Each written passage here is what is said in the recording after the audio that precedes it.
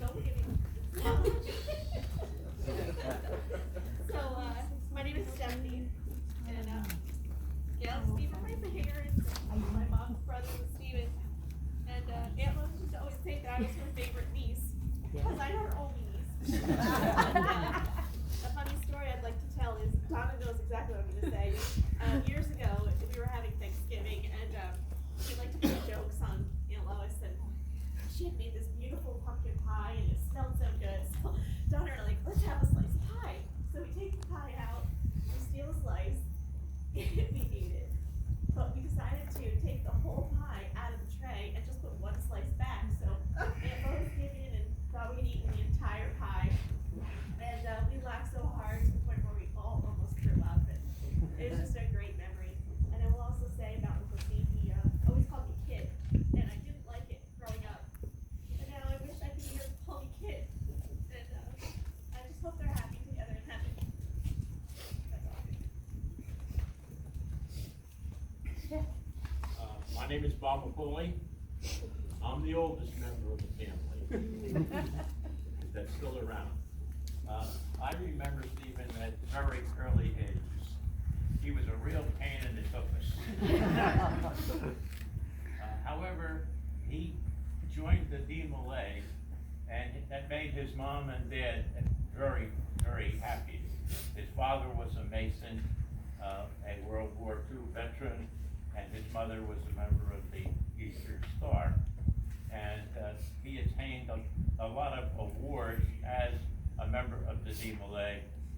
I was a member of that fine organization, and I couldn't understand how, based on my knowledge of his background, how he was able to do it, what he did. Now, girls, your mother was very concerned about you at all times. And often, your mother used to call me to chat about what she could do to help her daughters. And I won't tell you anything about what we discussed, but she was very concerned about you at various times. And I think she carried that through very well. They were a good couple. Thank you. I got one. Stephen always had skinned knees. He was always falling and getting hurt. The school nurse would call and my mother'd say, what happens now? So on his wedding day, his uncle came to him and said, let me see your knees. And Stephen had skinned knees on the day of his wedding. Because they threw him over the fence and into the swimming pool the night before.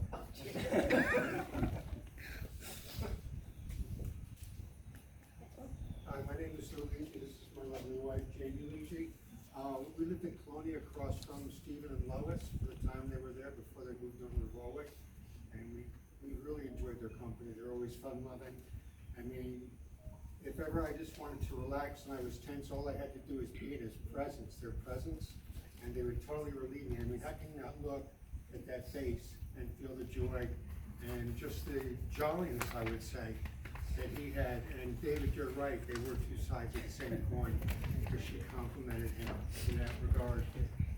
Two things that stand in my mind the entire time they were living across from us is that one time I was up on the roof and we were having a problem with the chimney. I know there was something stuck in there, and we happened to somehow he passed that issue on to Steve, and he said, oh, no problem.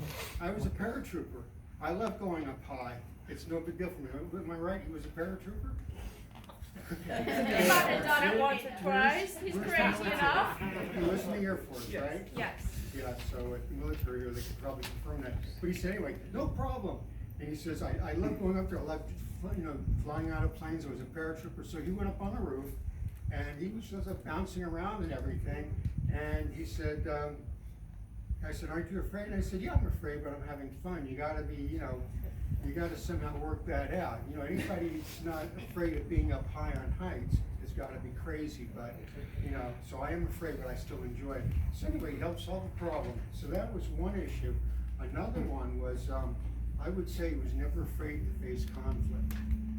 Because one time we heard a lot of banging outside on the street, and there were a couple of teenagers who were getting these trash cans, and they were maliciously just dragging them down the road. I don't know, you may have heard the story, you may have passed it on to you. So anyway, they went down a few houses, these teenagers, and he happened to go outside. I mean, he was just old, and he happened to see them going down there.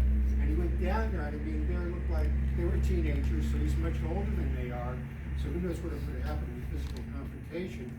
But regardless, he just went over there, he confronted them, he straightened them out in a non-physical way, it could be that way, and he settled the situation. But that really impressed me. He wasn't afraid to face conflict.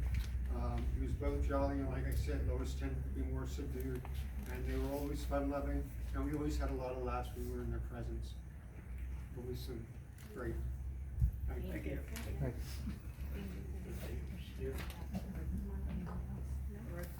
Marlene. Hi, my name is Marlene.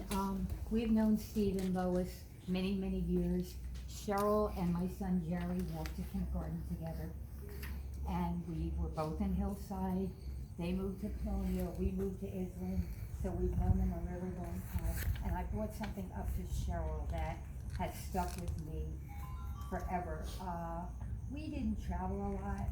We just went to like Wildwood, just general places. And one day they came by to have coffee, and Steve said, "Oh, we're going on a cruise, you wanna come?" And I never thought my husband would say, "Okay," and instantaneously he said, "Oh, okay, we'll go." And that was the first cruise, and the only cruise that we ever went on. We went to Coca-Cola and Bermuda with them, and we had such a wonderful time. And Steve would always yell at me, because every time we got up to eat, like with the buffet, I would take my pocketbook and hold it on my shoulder. And he would say, "Why don't you put that, like, pocketbook down? Why do you have to carry it around with you?" And he was just so funny. And, but I just wanted to say, I'll never forget that cruise. We really missed them so much. Thank you. I'm Tom Derbyshire. I'm Lois's little brother. That's what she always called me. I have a memory to share. It's not humorous, but it goes a long, long way back. When they were dating, Steve had this gargantuan car. I think it was a red Oldsmobile. So the three of us piled into this Oldsmobile on maybe a March, April day. We were gonna go out and fly kites, and I don't think I'd ever flown a kite before in my life. And the three of us went to a big open field by a school, and not being a kite flyer, I could not believe what this man did. The kite was so far up in the air, I was just amazed. And it's just a memory I'll have forever. I just had a lot of fun with them that day, and that's what sticks with me. And one other thing, Stephanie, I know exactly how you felt when he called you kid.